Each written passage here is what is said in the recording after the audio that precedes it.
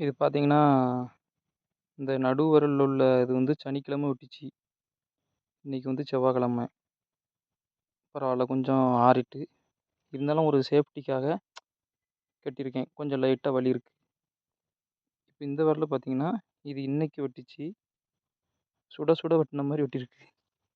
அதுவும் கொஞ்சம் பெரிய வெட்டு. மேல வச்சு வீடியோ எடுக்கிறதுக்குலாம் டைமும் இல்ல. ஏன்னா வலி அவ்வளோ வலி ரத்தமும் நெறைய விட்டு.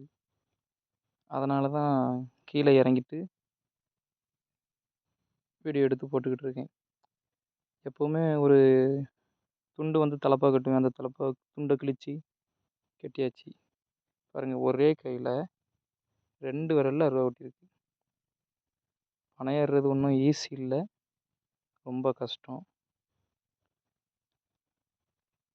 என்னோட லெஃப்ட் ஹேண்ட்ல ஒட்டியிருக்கு.